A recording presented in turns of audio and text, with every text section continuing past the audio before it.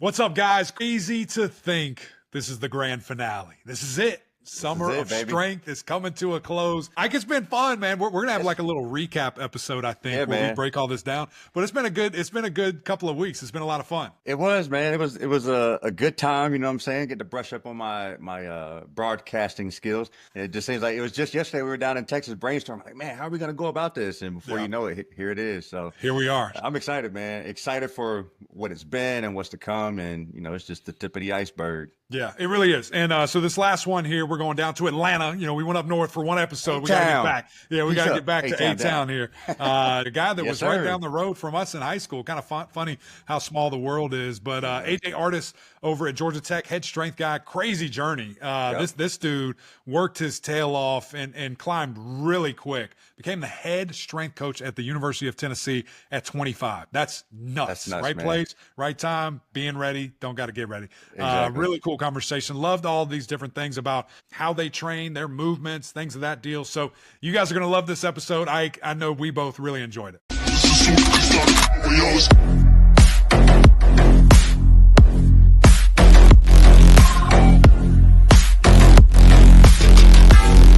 Are you not entertained? Coach AJ, great to see you, man. We had a little, catching up right there. All three of us on this call, Carolina kids, growing up in North Carolina.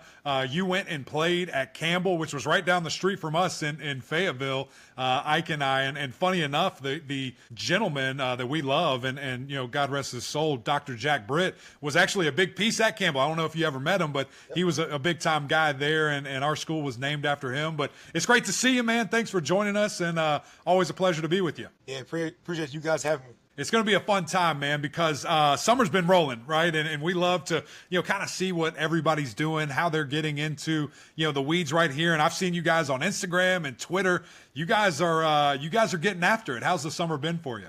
Summer's been great. This summer is as normal. Last summer with week 0 in Ireland, everything moving up. You kind of discretionary weeks falls in different times. So this summer has been kind of back to normal. And guys rocking and rolling right now. I'm on a middle week number 7 of 8 weeks of summer, and it's been great, man. Most of the guys returning from the spring and the winter program, so they kind of know how we do things, standard of the program, and kind of rocking and rolling from there. Coach, with y'all being, in America and not in Ireland compared to last year, how's that been?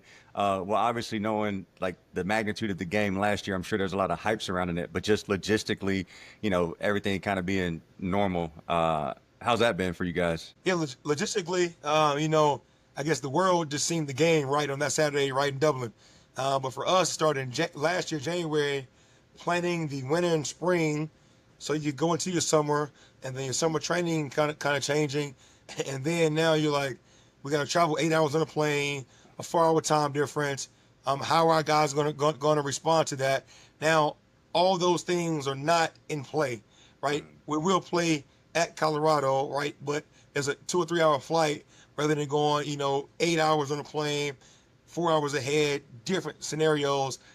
So kind of back to normality from a planning standpoint, because, us behind the scenes, we're trying to plan and think about everything that could go wrong, everything our players should be feeling physically, mentally, as we traveled to Dublin last year. Yeah, I'm sure it was a logistical nightmare and things that you guys had to plan for. And the biggest thing is just the what if that never even probably happened, but you have to have A, B, and C, ready to go. And like you said, we just saw the TV on and you guys playing. We didn't see what it took to get there. And kind of speaking of what it takes to get there, camp's right around the corner. And, tell us a little bit, for people that didn't play or that might be watching right now, how do you guys transition from summer training to camp mode, football mode? Because it is drastically different how you train all summer long and then how when they're playing football at a very high pace. What does that look like for you?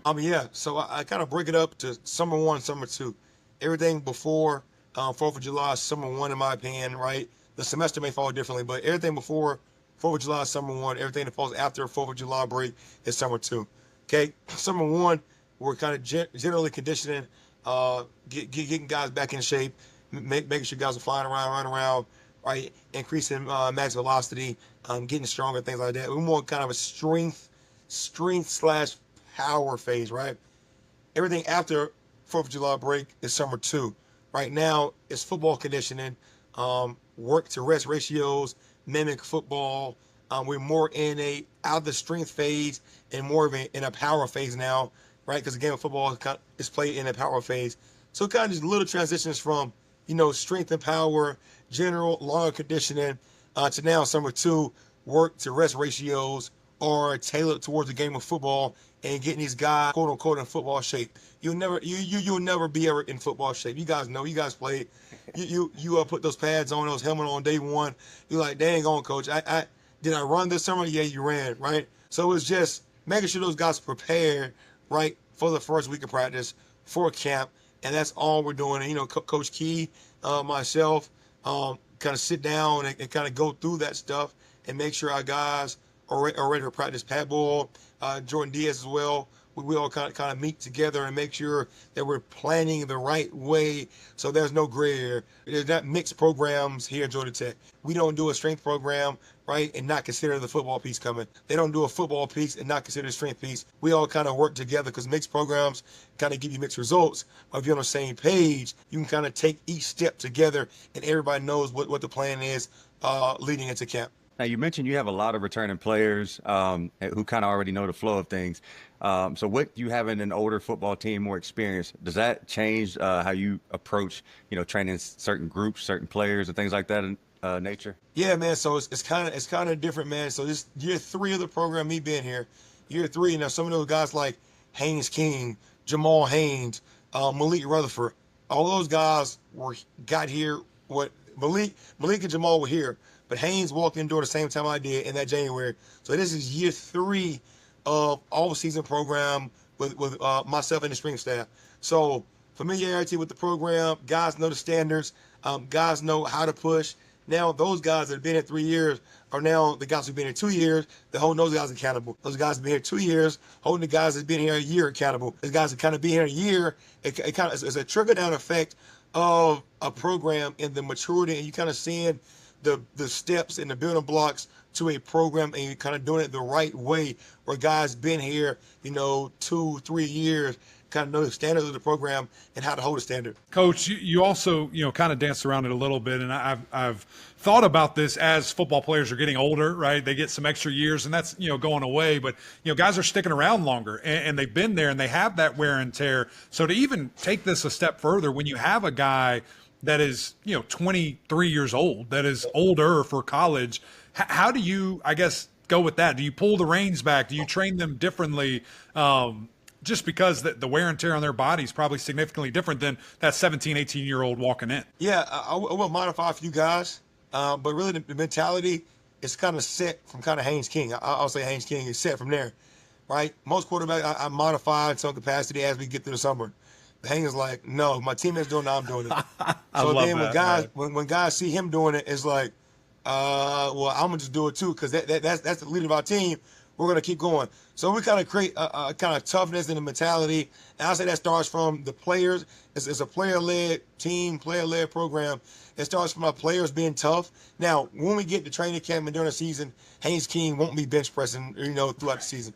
Right now, different modifications through that, but through the summertime, for the most part, I think that we program and we progress in a way where you don't have to modify many guys, because I think it's a gradual progression to our actual strength program and our running and conditioning program, where guys, don't, overtrain or peak too soon. It's still a progression towards it. Now, getting season, you modify guys week to week. You have a plan for that. But for the most part, I want guys going through movements, because I believe movement is key. Movement is medicine. And if I'm a strength coach and I believe in the movements that we're doing, I would like guys to get proficient in movements, because I think that it will help those guys out, right, with their bodies as the weeks goes on. How nice is that to have when your best player, your most important player, the quarterback, is that gritty and is that tough? And there's other guys too. I think of Jamal Haynes. I think of Rutherford. I think of, all these different guys, that Kyle Efert, that probably are pretty nasty in that weight room. And it also happens to be they're your best players. How much of a privilege is that for you as a strength coach? And it's great. Now, I train in the morning. Kyle Efert walked through the weight room, the first guy in the building, almost every single day. So it's kind of a trickle-down effect, man. It's like you get a year 1, now you're in year 3, and you look about how much progress you made from year 1 to year 3, but how much is left on the bone still to get. So it kind of it makes you excited to go to work every single day because you got guys pushing and leading and doing things the right way. Not really any prima donnas, kind of hard-nosed guys, put their nose down, and they just work. They honestly just work, and that's kind of fulfilling, being at 2025, all the outside noise, outside circumstance, things that could distract players. I said we kind of keep the main thing. Kind of the work is the work. When the work is done, we can laugh, have fun, hang out, play NCAA, all that stuff is cool. But when it's time to work, I think these guys know how to flip the switch. It's now time to work. That's the most important thing, and I feel like that's a common occurrence with like you said, you being our last guest, but all of our previous coaches, no matter what the philosophy is, at the end of the day, work works, and you got to get it done, right? And going back here for a second, Coach, you were talking about being big on proficient movements and movement as medicine. When you're in that weight room, do you have a favorite or go-to movements that you like prefer to see these guys go through? Like, what is your bread and butter when y'all are in there? We power clean and back squat. I say if I had a bread and butter, we power clean and back squat. Yeah, we also bench press. I'm not too caught up on bench press numbers. We're improving our power clean, improving our back squat, right?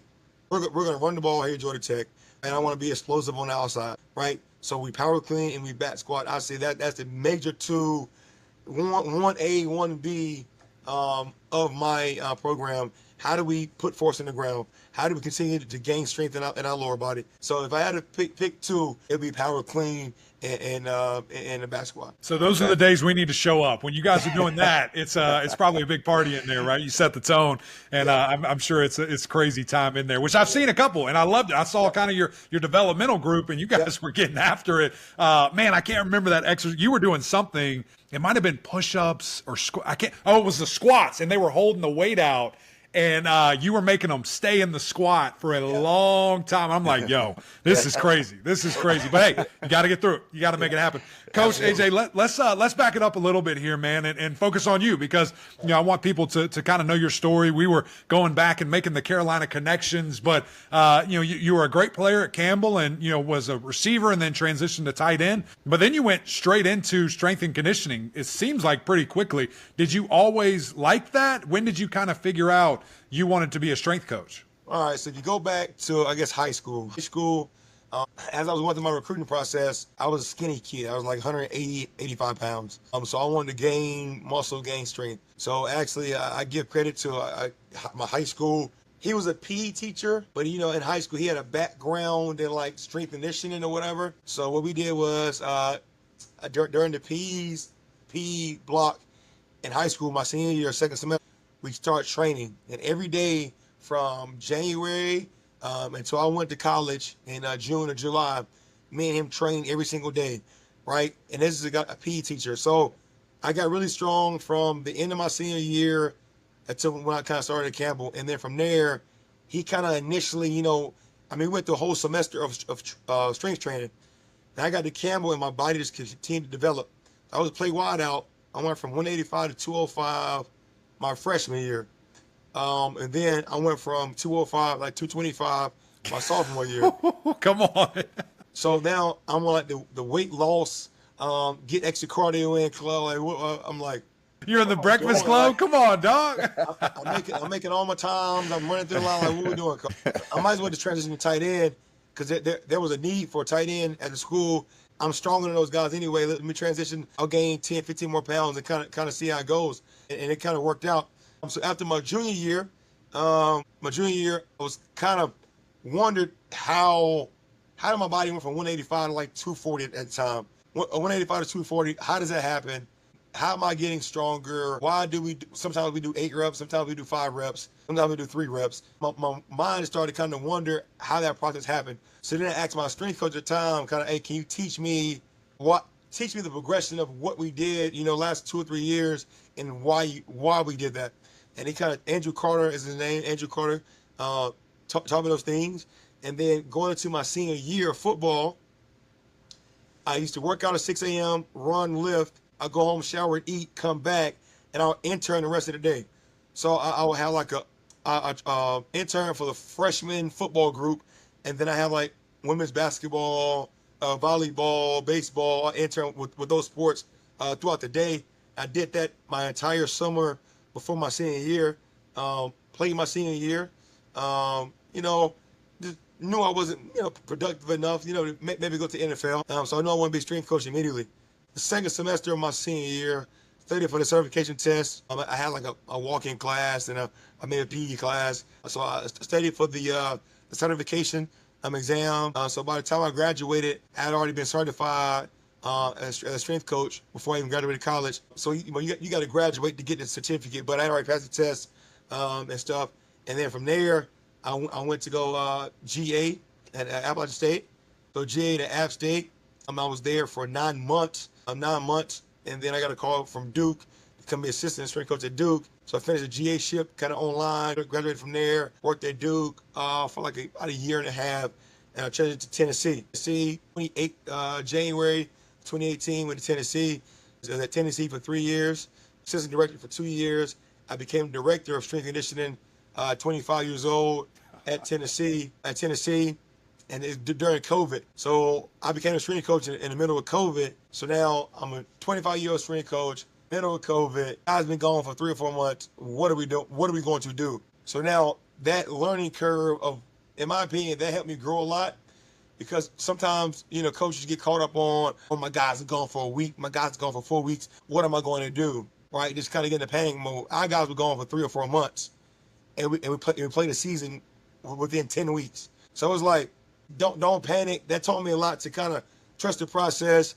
When guys take a break, I can recondition them and make sure they're in shape to get to the season. So that was Tennessee. Left Tennessee, went to South Florida for 2 years. South Florida, we kind of got Jeff Scott, and Gary Williams was there with me as well. So South Florida for 2 years, and then transitioned to Georgia Tech, and I'm going on season number 3. So I got here almost 3 years ago now. And that is a crazy ride. What was it like at Tennessee when you got that call, to get the head position? Was that something that you kind of, was there the writing on the wall? Did you kind of expect it, or was it just out of the blue? And what were your feelings like when you finally did get that call? Yeah, actually a year before that. So after year 1 at Tennessee, I went to go interview to be the head strength coach at South Alabama. Okay, so I had to pack it together, my program, my philosophy, and I sat down at a time when Jeremy Pruitt was the head coach of Tennessee. Sat down with Jeremy Pruitt, kind of did a mock interview with him, not knowing that he was kind of getting his thoughts. He was taking notes on the program that I was presenting. And then from there, when interviewed with South Alabama, didn't get a job. I was, I wasn't devastated, but I was just kind of pissed off I didn't get the job. Kind of give you status quo. You haven't been a head strength coach before. We're going to go with a guy with more experience, all X, Y, Z. All right, cool. Went back to Tennessee, finished that year, and my mentor, Craig Fitzgerald, took a job with the Giants. So, I'm going to back up a month or two. Getting married, getting married the week that COVID kind of hit and the lockdown started to happen. So that Saturday, we still got married. Honeymoon got canceled, couldn't fly to the country. So we're I got married in Sarasota, Florida. So we kind of base was Tampa. So stayed in Tampa Sunday night, Monday night, Tuesday night, Wednesday night. We kept kind of extending the day because we all thought that we were going to go back to work, a couple of days, didn't know what we were going to do. So just extended out a little bit. Thursday morning, decided to go drive back to Knoxville. I just decided to take a shower, took a shower, got in the shower, had like 25 minutes calls. Like, what's going on here? So it's from Craig Fitzgerald, my mentor, who was leaving at the time. I didn't know. Jeremy Pruitt, T. Martin. So I'm like, all these calls, like, This what is crazy. happened? Something's happening, right? Something's going on. So I talked to Fitz. He was like, hey, Coach Pruitt's trying to get in touch with you. You're now the head strength coach of Tennessee. I said, huh? Man. What are you talking about?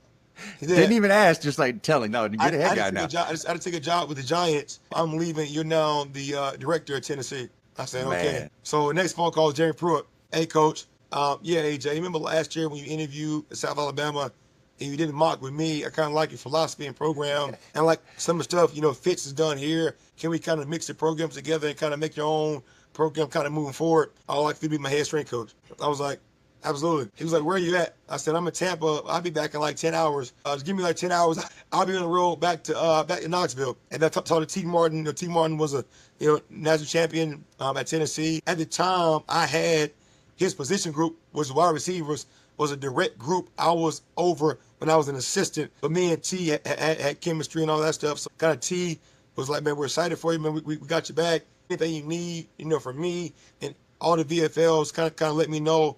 It's kind of moved forward from there. So that's kind of how it happened. Got a phone call out of the shower, 20 plus missed calls, and I got on the phone and said, "You're the head strength coach, Tennessee." Right. That is unbelievable. That is crazy. You never know just, when it's going to happen. Yeah, right place, right time, ready for the opportunity, obviously, and the things that you did. And now it was a crazy curveball with all the COVID stuff. But what a foundation for your first job to be, or your first head job to be at the University of Tennessee.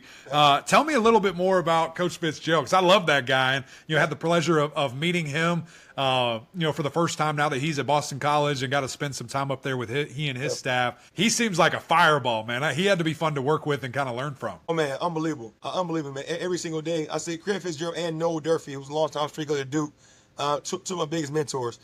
With Coach Fitz, though, man, Coach Fitz, he is hard-nosed. He is very direct. He's very blunt. As long as you're loyal to him, he'll be loyal to you. As long as you work your tail off, he'll be right there hand in hand and working his tail off with you. He's not the guy that sits in the office and kind of points. No, he's in the fire with you, man, training guys, getting guys going, man, and kind of taught me how to be a head coach. At the time, I wasn't married, didn't have any kids, so I went to every staff meeting with him. Just wanted to learn what's kind of behind the scenes. Because, as assistant, you don't get to go to every staff meeting and kind of communicate with the head coach and kind of know what the conversations are, body weights, GPS reports. You don't kind of know what the conversations are with the coaches. So I kind of went with him to every meeting. He allowed me to do that and kind of learn from him. And, man, that guy, man, I wish Boston College very, very well, except for one weekend when they play us. That's the only weekend right. I wish him too well. But, man, Coach Fitz is a great guy, man. Can't wait to have the opportunity to compete against him. I'm assuming our programs are very, very similar. I took a lot from what I learned from him and taking it with me now to South Florida and at Georgia Tech, man. So, man, that guy's amazing. That guy afforded me the opportunities that I have now, and I really appreciated him everything he's done for me. Man, what do you think him allowing you to be in the room in those staff meetings? Of course, that not every assistant gets the pleasure the luxury to be in. How did that shape your mentality as a coach, just knowing you kind of had not an upper edge on your peers, but just like an advantage just as a coach in general in the assistant position? It was just like things that, I went from I was a GA for 9 months. So my first time actually working in the weight room for 9 months. And from there, I went from working there to a part-time employee at Duke. Well, I was a strength coach, but I wasn't full-time at the time. I became full-time later at Duke. I was like a part-time assistant. So it was like, at that time, you just trying to boots to the ground, learn what you can learn, but just work your tail off, right? Be the first guy in the building, the last guy to leave, just kind of working and earning your stripes. And then as you're progressing, you're learning the X's and O's of the weight room. Then when you learn the X's and O's, you know the X's and O's, you know how to work. Now, how do I communicate to different coaches? How do I get my message across? Yeah, I may know, right, a jump height or a peak power number, but how can I communicate that to the football coaches so they can understand, right, what I'm giving them? So they kind of went through that. So it was a good experience. And like I said, at the time, I wasn't married. My wife now was my girlfriend at the time. I didn't have any kids. So the thing was, I had a lot of time on my hands to kind of deep dive into that, right? Deep dive, sit down, and I had time to kind of learn. When I was at Duke, I know I want to be a head strength coach, so I looked at every sport that Duke had at the school, and I programmed an off-season program for every sport at the school. Wow. Just to learn just about for practice. Just for practice. Just for practice. I had time. At the time, my wife at the time, my girlfriend, she wasn't even living with me. It was me, and another guy in an apartment building. At the time, we just the bros.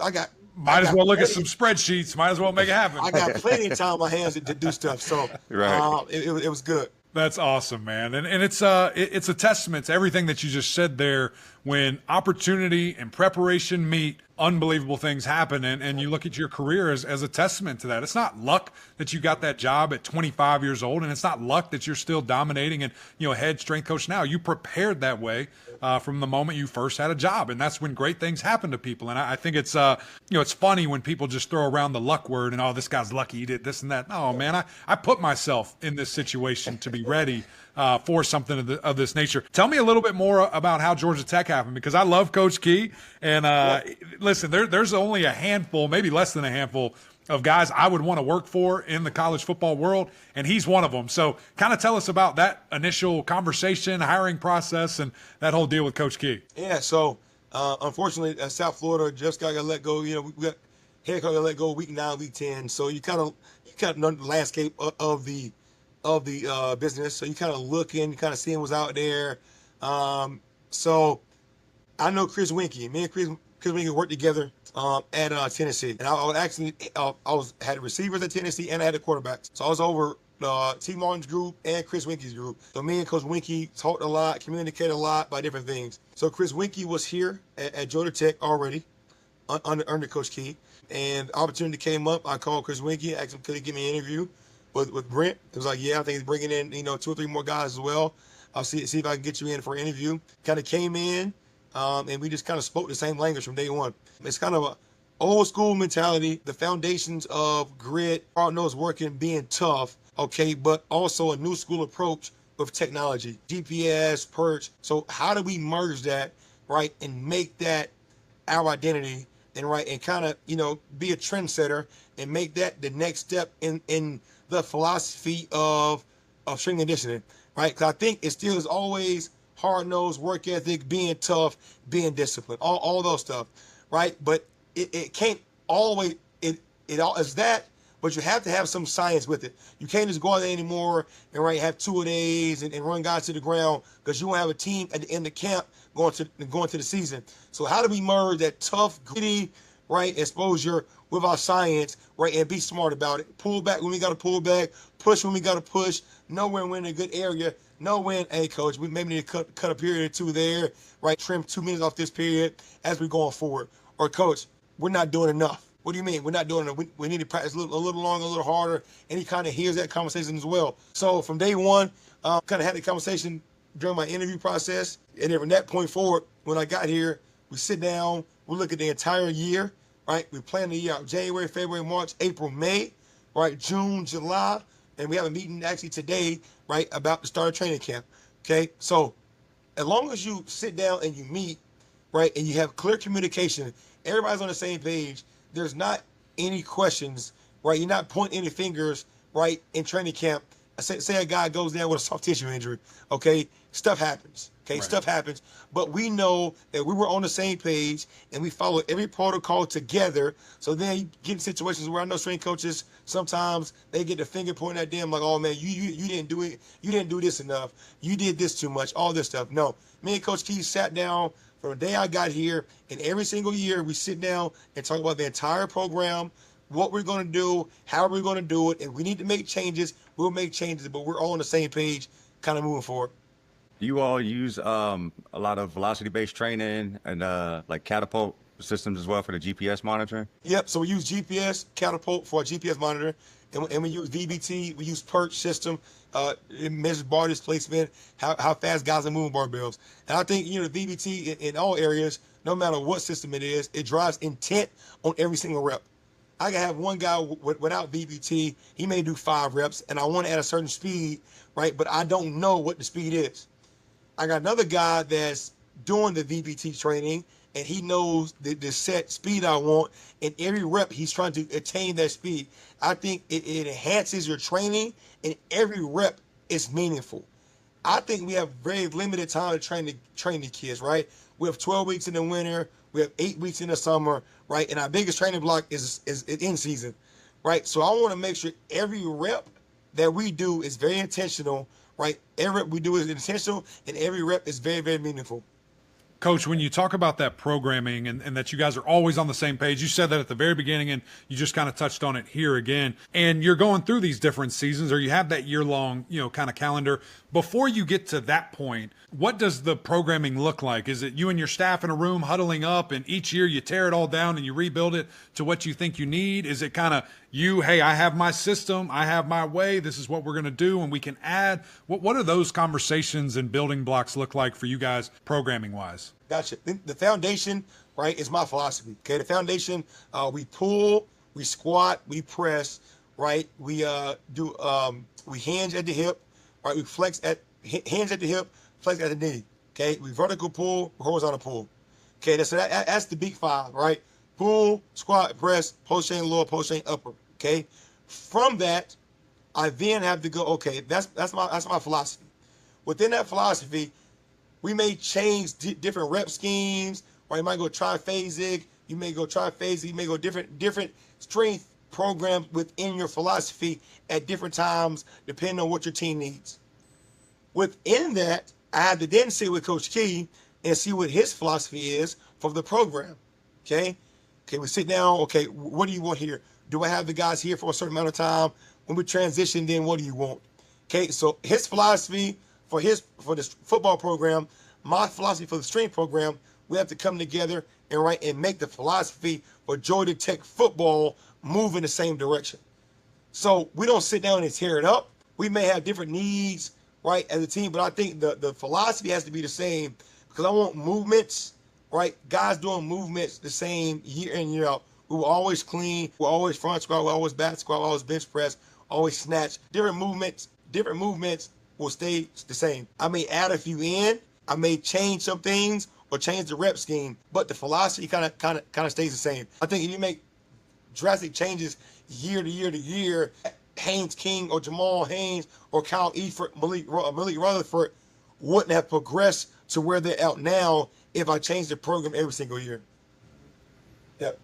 So you mentioned, you're going to squat, you're going to back squat, you're going to do some power cleans. Do you have a favorite piece of equipment that's not a barbell? It's not a barbell. Even personally. Hey, we can talk about you. I know you're still slinging around. Come on.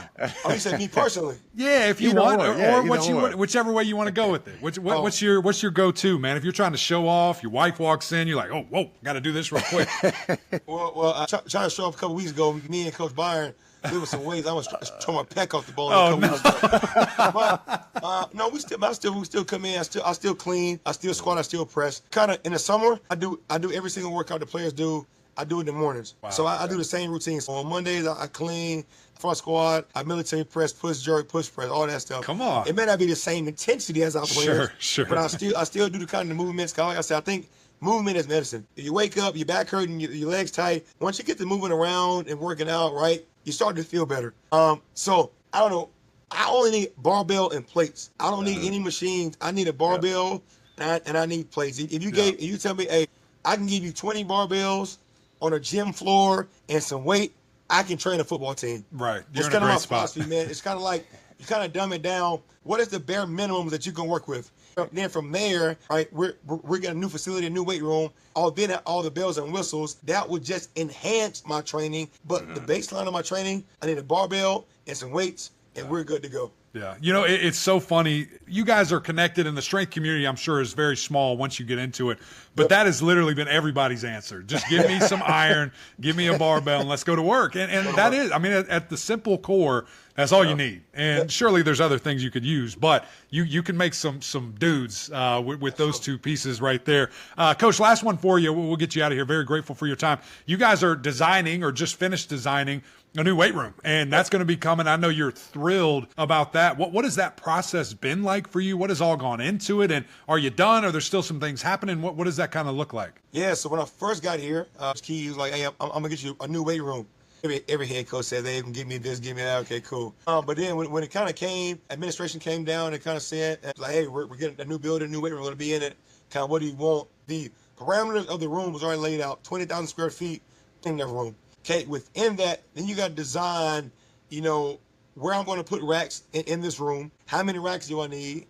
My auxiliary equipment, right? My row machines, my glue ham developers, everything, all the bells and whistles that you have in the weight room. Where does this stuff go? And from there, you kind of meet with strength companies. I think it's top 3 or 4 strength companies in the game. Kind of meet with them. Admin gives you a budget, and you kind of go from there. You kind of work your budget, what works, what do you like, what have you seen over the years, what new equipment is out, kind of what do you want it to be. I have to be able to pull, squat, press. How do I pull, squat, press? After I do that, how do I then enhance our training with different modalities, different things that we can do to kind of give us an edge as we training moving forward. So the process is designing the layout of the room is one. From there, meet with equipment companies, then pick an equipment company, then kind of going through your inventory list to see what do you want in your room to kind of make it fit and kind of what works for you. And then also, I looked at it unselfishly. Okay, Right. how do I push the profession forward? I didn't want to design a room. I'm designing a room that I think is best for college football in the nation. But also, if a guy comes in after me 15, 20 years down the line and it's still the same room, how can that guy 15, 20 years later still use his room and be able to enhance his athletes and develop his athletes right with the room that we're making here at Georgia Tech? Put your name on it, put a stamp on it, right? Push the profession forward and kind of don't be selfish. Right. You can be selfish, but not selfish at the same time. Sure. Right. Yeah, make it timeless. I love that. And how many barbells were you able to get with your budget? I got a lot. I got over 60. I got a lot. I got 30. Come on. Well, I can't wait to see I it, got man. 32 racks. Come on. 32 racks and a lot of barbells. So That's going to be cool. Whenever you guys come down, man, you got to get one in. Yeah, Oh, we yeah. sure will, man. Absolutely. Great to talk with you, AJ. This was so much fun, man. Excited for y'all this year, and can't wait to see it. I think you guys are going to have a good football team, so it's going to be a lot of fun for everybody. Thank you guys. Really appreciate that. Yes, sir. Thank you.